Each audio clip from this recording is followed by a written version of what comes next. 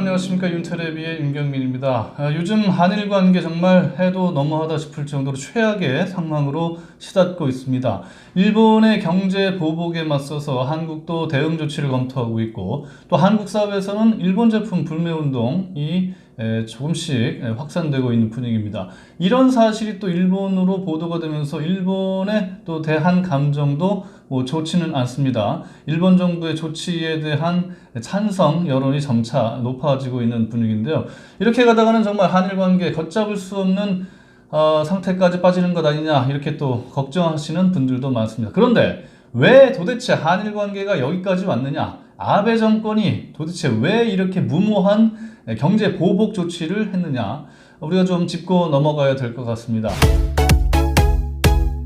이번 사태가 왜 이렇게까지 왔느냐? 가장 큰 것은 역시 지난해 있었던 한국 대법원의 강제징용자 관련 판결이었죠. 일본의 전범 기업들이 일제시대에 조선인들을 강제로 징용해가지고 월급도 제대로 안 준 데 대해서 그 피해자들이 소송을 제기를 했어요. 강제로 끌려가가지고 일만 죽도록 했는데 월급도 제대로 못 받았다. 늦었지만 지금이라도 보상을 받아야 된다라고 소송을 제기했던 겁니다. 자, 개인 청구권은 소멸되지 않았다. 개인은 그 당시에는 국가와 국가 간의 청구권을 협정을 통해서 다 이제 해결된 것으로 했지만, 피해당한 개인들은 그 권리를 주장할 권리를 갖고 있다. 이렇게 또 판결을 했던 것이죠. 그러니까 어떻습니까?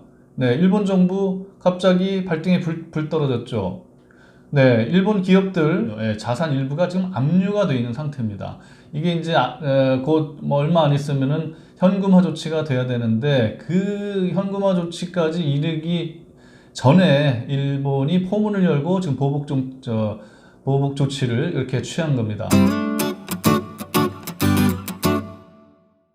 엊그제 일본 경제산업성 관계자하고 또 한국 관계자 공무원들끼리 만남이 있었지 않습니까? 실무 회담이 있었는데, 일본의 태도를 보면 정말 화가 날 지경이죠. 일본 사람들, 네, 셔츠 바람에 넥타이도 안 매고, 물론 쿨비즈라 그래서 일본 공무원들 평소에 그렇게 입는다고는 하지만은, 그래도 외국의 공무원들이 협상하러 왔는데 넥타이도 안 매고 반팔 셔츠 차림으로 나갔습니다. 방도 참, 회의실도 회의실 같지 않은 회의실에 손님을 모셔놨고요. 더 웃기는 거는 악수조차 하지 않았어요. 네, 보통 사람들, 일본 사람들, 한국 사람들 만나면 다 명함 딱 주면서 고개 숙이고 이렇게 인사를 하고 악수하고, 그리고 이제 대화를 하지 않습니까? 굳은 표정에 일본 국민들 또 아베 총리 보라고 그러는 거였겠죠. 이렇게 홀대를 했습니다. 한국 공무원들 홀대를 당했는데, 과연 어떨까요? 일본, 한국 사람들, 야, 정말 일본 정부 치졸하다. 어떻게 이렇게 졸렬한 행위를 하느냐. 정말 분노를 안 한 분들이 없을 것이라고 생각을 합니다. 두 번째는 마찬가지로 또 위안부 문제를 해결하기 위해서 화해치유재단이라는 거를 만들지 않았습니까? 박근혜 정부의 때 2015년. 이게 위안부 피해자들하고는 별 상의 없이 만들었던 거예요. 그러니까 기금을, 일본 정부하고 기업들이 기금을 좀 조성을 하자. 조성을 해가지고 요거를 위안부 피해 할머니들한테 나눠주자. 이렇게 이제 결정을 했던 건데, 이게 졸속으로 이루어졌다는 것이죠. 정부가 속닥속닥 외교 경로를 통해서 일본 정부하고만 얘기를 하고, 우리 시민단체라든가 정작 피해 할머니들하고는 아무런 상의 없이 했던 겁니다. 네, 그래서 문재인 정부가 이제 그동안에 이런 화해치유재단을 없애야 된다. 이 합의를 파기해야 된다. 이렇게 요구하는 목소리들이 많았거든요. 그래서 실제로 고심 끝에 문재인 정부는 정작 피해 할머니들의 목소리가 담기지 않았다는 점에서 이것을 설립을 좀 취소하는 그런 조치를 발표를 하게 되죠. 여기에 또 일본 아베 정권이 또 분노를 하게 됐다, 이렇게 볼 수가 있겠습니다. 자, 또 한 가지는 이제 레이더 조준 사격 논란이 있었죠. 국내에서. 자, 일본 초계기, 해상자위대 초계기가 비행을 하고 있었는데, 광개토대왕함, 우리 구축함이 자기 초계기를 향해서 레이더 조준을 했다. 이게 사격하기 위한 조치였다. 위협을 느꼈다. 뭐 이렇게 주장하는 겁니다. 근데 아니다. 우리 한국은 국방부는 그게 아니다. 그런 레이더 조준 사격을 한 적이 없다. 오히려 너희 일본 자위대 초계기가 근접 비행, 500m, 뭐 200m 가까이까지 이렇게 근접 비행해서 우리 구축함이 더 위협을 느꼈다. 그래서 지금 뭐 누구 말이 맞는지는 아직 정답이 나온 게 없습니다. 뭐 조사를 하자, 뭐 협의를 하자 그랬는데 제대로 진행되지 않고 있는 것 같아요. 일본 아베 정권이 그동안 수개월 동안 연구를 하면서 가장 타격이 클 게 무엇인가 이렇게 연구를 해서 일단 3가지 조치를 먼저 발표했다 이렇게 전해지고 있지 않습니까? 앞으로도 200가지가 더 있다. 네, 대한 보복 조치를 할 것이 200가지가 더 있다 이렇게 얘기를 하니까 상당히 치밀하게 준비를 해온 것 같습니다. 자, 이렇게 됐을 때 한국 경제에 미치는 영향 상당히 크겠죠. 근데 이것이 부메랑처럼 일본 기업에도 타격을 줄 것이 분명합니다. 왜? 우리가 만드는 반도체 디스플레이 일본 기업도 쓰고 있기 때문입니다. 그렇다면 그들은 수입을 못하게 되고 제품을 또 만들 수 없게 되겠죠. 그렇다 하더라도 한국이 입는 타격이 더 클 거라고 계산을 했기 때문에 아베 정권이 이 카드를 던진 겁니다. 자, 그런데 말이죠. 이 어느 일본 경제산업성의 전직 그 관료가 이런 글을 니케이 비즈니스라는 데다 기고를 했어요. 백색 국가의 리스트에 있었다가 그거를 제외한 것이 수출을 당장 막는 거는 아니다. 예전에 그 중국이 일본과 센카쿠 열도를 둘러싼 영토 분쟁을 겪었을 때 히토류라는 아주 첨단 소재 히토류를 수출을 딱 금지하지 않았습니까? 그래도 일본이 납작 엎드려가지고 결국 이제 해결이 되긴 했는데 그와 같이 일본이 이번에 중국처럼 수출을 금지하는 것 아니냐 이렇게 지적이 있었지만 그거는 아니다 이런 또 주장이에요. 그러니까 포괄적으로 허가를 내주던 것을 이제 단일 건건이 이제 허가를 내주는 것으로 바꿨기 때문에 규제라고는 할 수 있지만 수출 금지는 아니다. 일본은 법치국가이기 때문에 자의적으로 그 시스템 제도를 운영을 해서 함부로 수출을 금지하게 한다면은 그 기업들로부터 소송을 받으면은 백전백패할 수밖에 없다. 또 이런 주장을 내놨습니다. 그러나 그렇다 하더라도 어찌됐든 한국의 기업에 타격을 줄 것은 분명한 만큼 이것은 경제적인 보복이다 이렇게 보는 것이 대체적인 시각이라고 할 수 있겠죠. 아베 정권이 처음에는 이것이 뭐 경제보복도 아니고 그냥 뭐 신뢰관계, 국제사회에서 신뢰를 잃은 국가에 대한 조치다 뭐 이렇게 애매하게 얘기를 하다가 말이죠. 물론 이제 강제징용자에 대한 배상 판결을 염두에 두고 한 말이긴 하는데 두 번째로 또 아주 이상한 얘기를 꺼냈어요.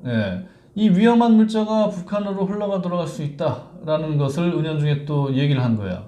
그러니까 뭐냐? 이 고순도 불화수소 이게 북한을 포함해서 뭐 여러 국가에서 만들고 있는 아주 대량 살상 무기, 화학 무기를 만드는 데 쓰일 수 있기 때문에 북한으로 넘어갔을 가능성이 있다. 또 이렇게 얘기를 한 겁니다. 이게 국제사회에서의 자기가 명분을 만들기 위해서 한 건데 결국은 이거는 아베의 실수라고 봅니다. 왜? 대한민국 정부가 한국 기업이 수입한 불화수소를 북한으로 수출되게 용인했다는 증거는 아무리 찾아도 찾을 수 없을 겁니다. 그런 일이 없을 것이기 때문이죠.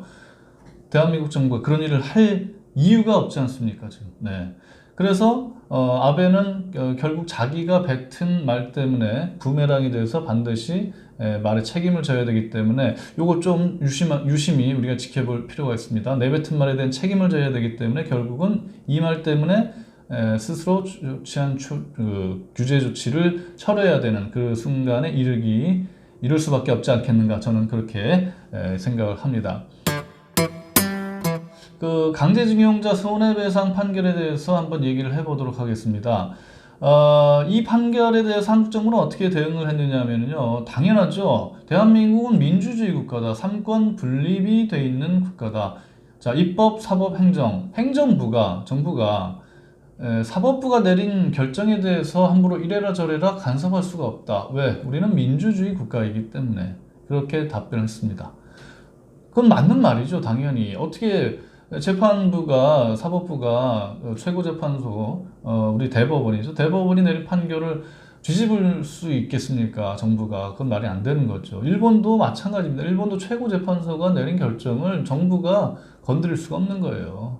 말도 안 되는 소리를 지금 하는 건데, 근데 일본의 논리는 뭐냐면은 국제법이 국내법을 우선한다 이겁니다. 국제법, 여기서 말하는 국제법은 한일 청구권 협정을 말하는 거예요. 다시 한번 돌아와서 얘기하면은 1965년에 박정희 정권하고 일본 정권하고 맺었던 그때 이제 국교 정상화, 이제 해방이 되고 남북이 분단되고 하면서 한일 간에 국교가 없었는데 국교를 이제 맺으면서 자, 3억 달러 식민지배에 대한 우리가 잘못했으니까 3억 달러 주겠다. 그 다음에 2억 달러를 차관으로 주겠다. 이렇게 해서 5억 달러를 제공받고 그 협정을 맺었던 겁니다. 자, 없었던 일로 하자. 예, 이걸로 이제 더 이상 손해배상 청구하는 거는 없던 일로 하자. 이렇게 합의를 했던 거죠. 그건 맞습니다. 네, 그렇게 해서 어떻습니까? 우리가 이제 포항제철이라는 회사를 만들어서 한국 경제를 일으키는데 쓰었던 것이죠. 그 역사를 우리가 부인할 수는 없습니다. 그렇게 협정이 맺어졌던 거는. 그러나 그 협정이 개인에 대한 청구권까지 포함되느냐 안 되느냐는 여전히 논란인 거죠. 그렇기 때문에 한국 정부는 대법원의 결정에 대해서 존중한다. 그 대신에 다른 방법을 좀 찾아보자. 그래서 일본 쪽에 제안했던 건 아닙니까? 물론 좀 시간이 걸렸어요. 늦게 제안을 했었던 거지만, 자, 그 청구권 협정으로 인해서 받은 돈을 벌이는 한국의 기업과 또 어떤 죄를 지었던 그 책임이 있는 기업, 일본의 기업들이 재원을 마련해서 그걸로 강제징용 피해자들의 보상에 쓰자. 이렇게 제안을 한 겁니다. 그랬더니 즉각 일본 정부는 이를 거부를 했죠. 네, 그렇습니다. 일본 정부 끝까지 이렇게 책임을 1965년에 모든 청구권 협정으로 모든 게 다 끝났다라는 주장만 되풀이를 하고 있고요. 그럼으로써 지금과 같은 사태가 풀리지 않고 있는 겁니다. 네, 그렇다면 말이죠. 지금부터는 조금 재미난 얘기를 해보고자 합니다. 왜 일본이 이렇게까지 한국에 대해서 민감하게 반응을 하면서 보복을 세게 하는 걸까? 우리 한번 생각을 해봅시다. 20년 전을 한번 떠올리면 말이죠. 독도 문제라든지 뭐 역사 문제라든지 이런 것 때문에 한국에서의 반일 시위가 훨씬 거셌어요. 네. 그래서 서울에 있는 일본 대사관 앞에서 대규모 반일 시위가 벌어지기도 했죠. 고이즈미 당시 총리 사진을 불태우는 화형식을 했고요. 심지어 과격한 시위, 이 자기 손가락을 자르는 단지 시위까지 벌어지기도 했죠. 또 시마네현이 어떻습니까? 그 독도의 날, 다케시마의 날을 만들어서 한국의 또 독도 영유권 또 운동을 하는 시민 한 사람, 시민단체 회장 한 사람 가서 커터칼로 자해 소동을 벌이다가 또 제지를 당하는 우리가 좀 과격한 시위를 많이 했었습니다. 그런데 그때 어때요? 그런 것들이 고스란히 일본 TV를 통해서 또 일본으로 전달이 됩니다. 그렇게 되면 또 한국을 바라보는 일본 사람들의 감정이 또 악화되는 거죠. 그렇게 해서 서로 감정이 에스컬레이션이 멈추지 않고 이어지는 겁니다. 이렇게 해서 좀 한일 관계가 또 악화가 됐었는데, 어쨌든 제가 드리고 싶은 말씀 말이죠. 조금 감정을 가라앉히고 냉정하게 대응을 할 필요가 있다. 그것이 결코 우리한테 국익에 도움이 되지 않는다. 이런 말씀을 드리기 위해서 하는 건데, 또 한 가지가 있습니다. 그렇게 20년 전에는 우리가 반일 시위가 상당했다라면은 지금은 바뀌었어요. 일본에서 오히려 혐한 시위가 크게 벌어지고 있지 않았습니까? 뭐 최근에 조금 누그러졌다고 합니다만은, 그리고 일본이 이렇게 한국의 조치에 대해서 강력하게 대응한 적이 없어요. 그만큼 한국을 상당한 경쟁 상대로 보고 있다. 이런 얘기입니다. 그 전에 식민지 지배했던 나라, 경제적으로도 한참 경제력이 떨어졌던 나라, 뭐 이렇게 생각했는데 이게 역전이 된 지가 좀 됐어요. 일본은 잃어버린 20년을 거쳐가지고 지금 조금 회복하고 있는 그런 상태인데, 한국은 경제력이 고도 성장을 쭉 거치면서 일본의 턱 밑까지는 아니지만 상당한 수준까지 쫓아왔다. 특히 삼성전자 어떻습니까? 전 세계적으로 글로벌 기업으로 지금 우뚝 서 있죠. LG 마찬가지입니다. 현대차 마찬가지고. 그런데 소니라든가 도요타 자동차 이런 것들은 그 명성, 과거의 명성에서 지금 많이 지금 떨어져 있는 상태입니다. 일본 올해도 무역 적자가 상당한 수준이라고 해요. 자, 이러다 보니까 어떻습니까? 경제력에 있어서 한국이 이게 무섭게 치고 올라오는구나 라는 데서 있어서 오히려 열등감을 느끼기 시작했다. 저는 이렇게 평가를 합니다. 두 번째, 문화적으로 봐도 그렇습니다. 한류가 지금 전 세계를 지금 강타하고 있지 않습니까? 일본뿐만이 아닙니다. 동남아시아, 네, 남미까지, 미국, 북미는 물론이고 남미까지, 그리고 유럽까지. 그래서 지금 BTS가 어마어마한 인기를 누리고 있고, 뭐 BTS 이전부터 뭐 정말 여러 걸그룹이라든가 우리 아이돌 그룹들이 전 세계 대중문화를 지금 석권하는 그런 시대에 와 있습니다. 그런데 일본의 대중문화 스타들이 과연 우리처럼 전 세계적으로 인기를 누리는 예능인이 몇 명이나 있습니까? 거의 없습니다.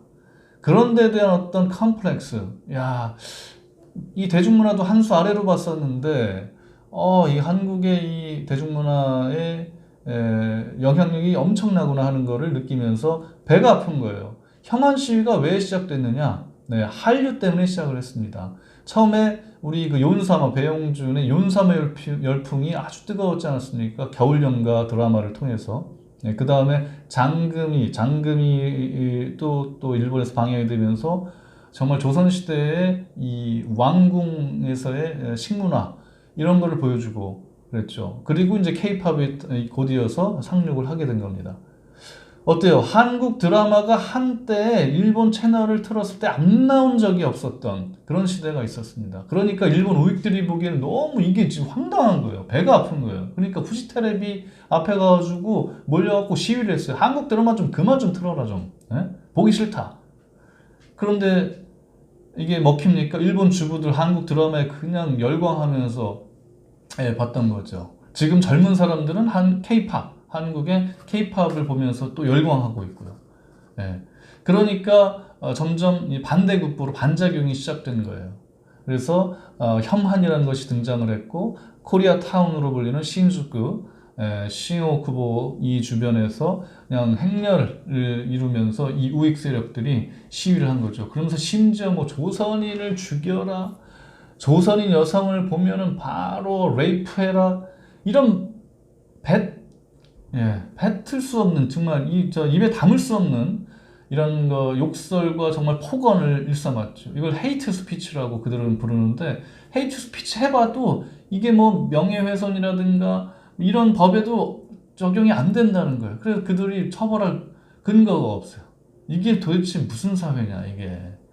그 정도로 황당한 혐한 시위가 한동안 많이 벌어졌었고, 일본 정치인들, 우파 정치인들, 아베 총리를 포함해가지고 아예 위안부 자체에 대해서 뭐 부인을 하는 거예요. 위안부가 무슨 자발적으로 한 거지 강제로 한 게 어딨냐, 이런 식으로 역사를 왜곡을 하고 말이죠. 그래서 점점 그렇기 때문에 한국에서는 바로잡기 위해서 그때그때마다 항의를 하고 비판을 하고 했었는데, 일본에선 이런 말이 나옵니다. 한국은 도대체 언제까지 사과를 요구할 거냐, 그만 좀 해라. 사과할 만큼 했다. 할 만큼 한 거 맞습니다. 맞지만 그러면 뭐합니까? 그때마다 또 일본의 우파 정치인들이 과거에 자신의 잘못들을 부인하고 또 딴소리하고 하니까 그게 문제죠. 독일 보세요.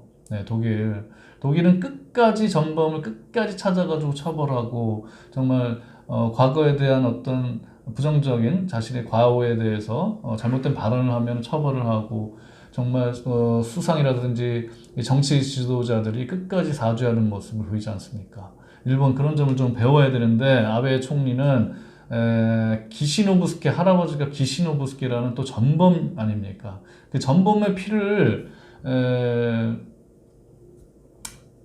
물려받았기 때문에 아마 선천적으로 한국에 대한 어떤 뭐라 그럴까요? 신경질적인 반응 이런 게 좀 있는 것 같습니다. 그래서 총리가 바뀌어야 일본도 정권이 교체가 돼야 한일 관계가 좀 좋아지는 것 아니겠는가, 저는 이렇게까지 좀 생각을 해보는데, 아무튼 아베 총리가 최장기 집권을 하고 있기 때문에 지금의 강대강 국면은 좀 벗어나기 어렵지 않을까 이렇게 생각을 해봅니다. 네, 또 한 가지가 있습니다.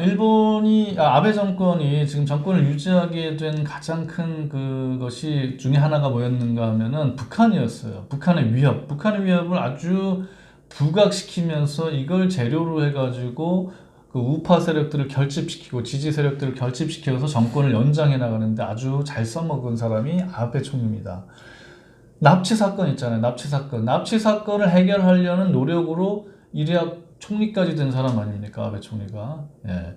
그래서 북한의 어떤 또 핵 문제, 미사일 문제 이런 위협을 계속 부각시키면서 해야 되는데 지금 남북 관계 잘 돌아가고 있죠. 북미 관계까지 지금 개선이 되면서 좀 급물살을 타고 있습니다. 그러니까 아베가 위협을 느끼는 거예요. 북한이 좀 뻘짓을 해줘야 되는데 이럴 때 좀 이 미사일을 좀 쏴줘야지 내 지지율이 올라가는데 이렇게 좀 겁을 먹고 있는 거예요. 더군다나 얼마 전 오사카에서 있었던 G20 정상회의 있잖아요. 거기서 자기가 딱 주최국에서 좀 얼굴 좀 딱 두각을 나타내려고 했는데 트럼프 바로 판문점으로 날아갔습니다. 자기 성과 완전히 관심도 없어졌어요. 예, 사람들이 다 판문점에 주목이 된다. 전 세계 이목이. 거기서 어때요? 트럼프가 김정은을 만났습니다. 남북 분단의 상징인 곳에서, 판문점에서. 그리고 그 분계선 위까지, 경계선 위까지, 북쪽으로까지 올라갔다가 내려왔어요. 그리고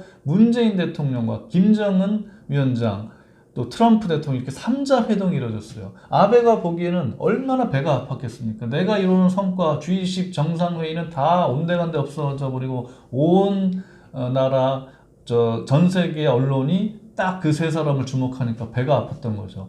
그러니까 바로 그 이튿날 이 폭탄 같은 대한 보복 조치를 발표를 하게 되는 겁니다.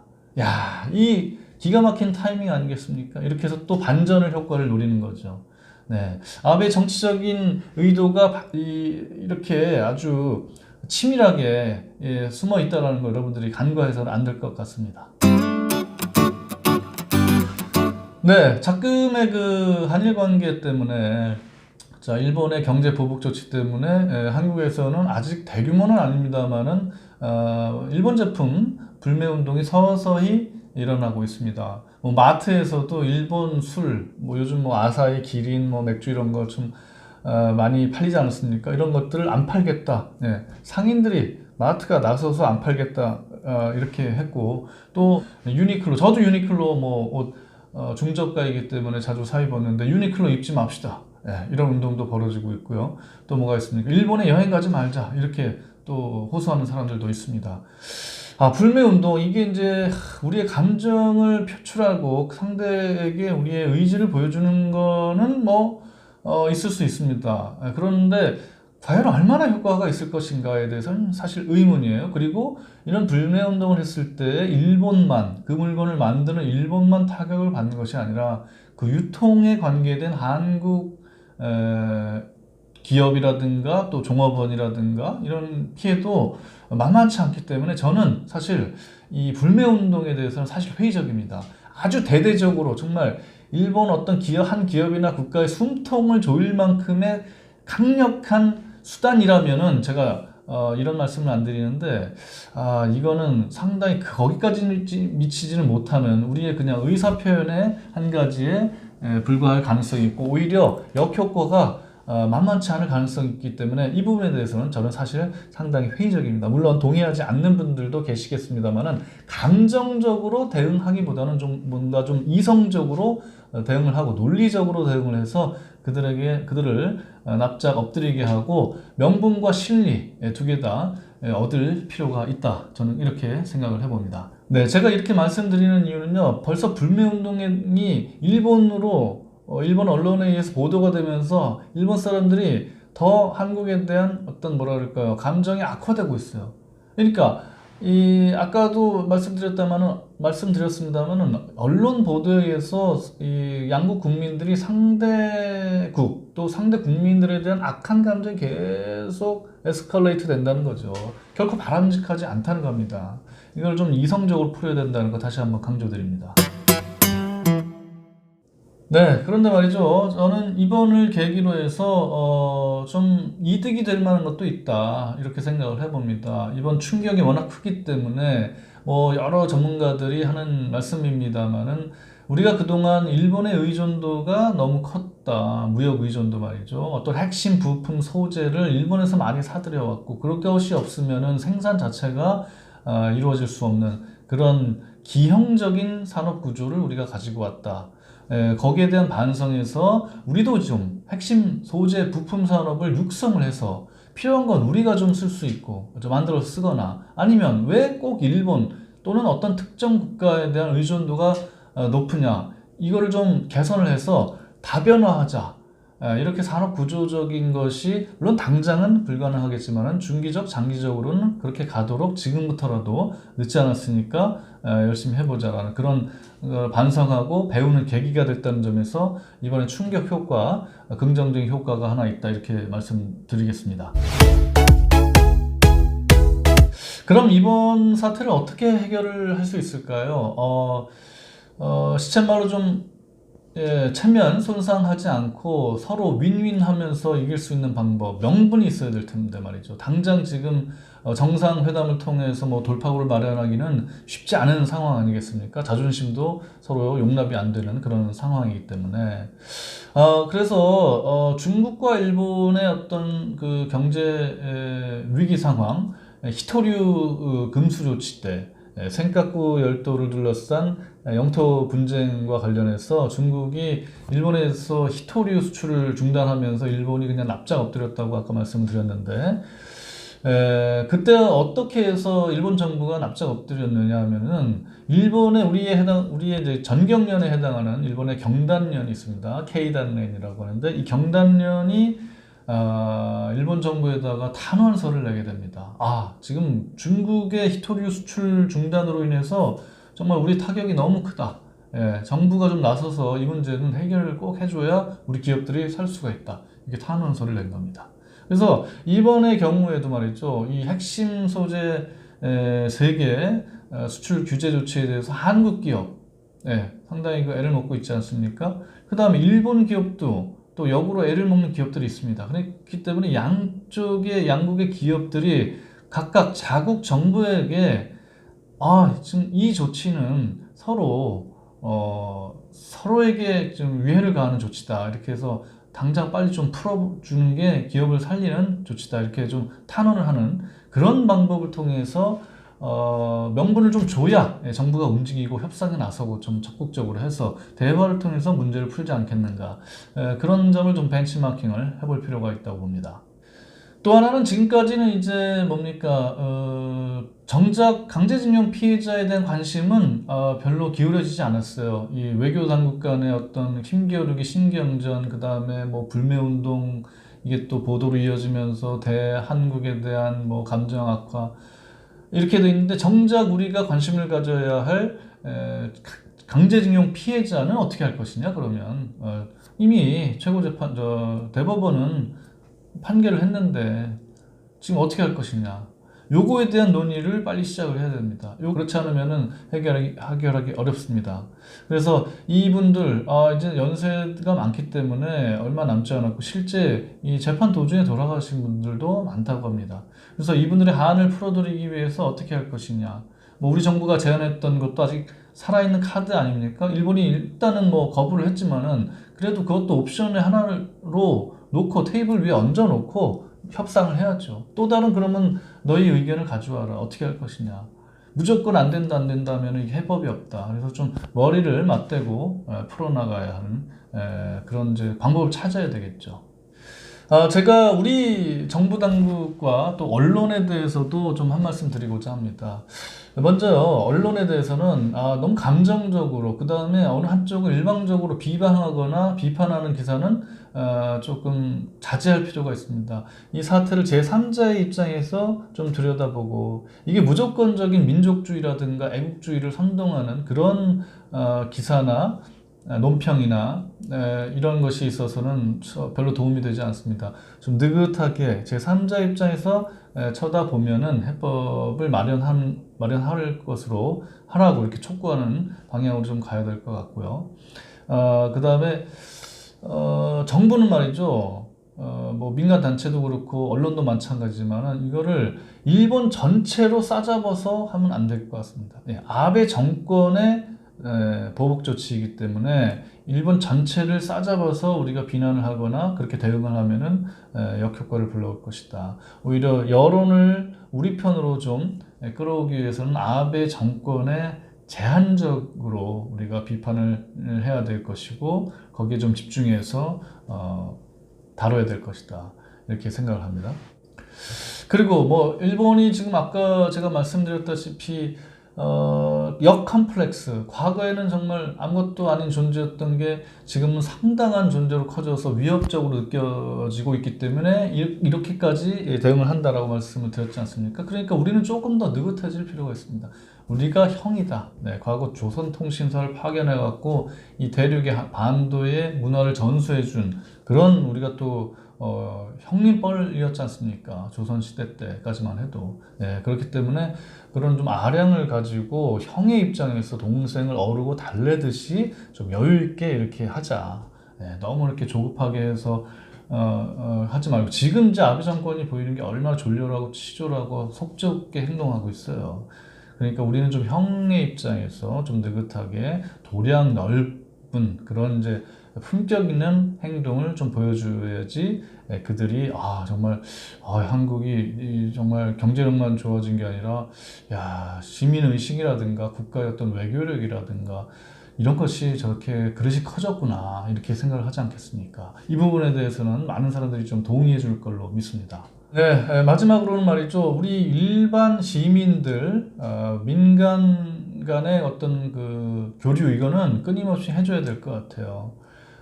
뭐 여행도 사실 저는 뭐 지금 일본 여행 자제하자 가지 말자 하는 운동 뭐 그렇게 주장할 수는 있습니다만 안 간다고 해결이 될 것이냐 그건 아닌 것 같습니다. 그러면 또 그들도 말이죠 한국 여행 또 안 오게 되거든요. 그러면 서로 좋지 않은 거고 오히려 이럴 때일수록 민간 쪽에서는 좀 더 끈끈하게 만나서 이 문제를 좀 어떻게 해결했으면 좋겠는지 정부에 대해서도 목소리도 좀 내고 빨리 나서서 해결을 해줘야 된다.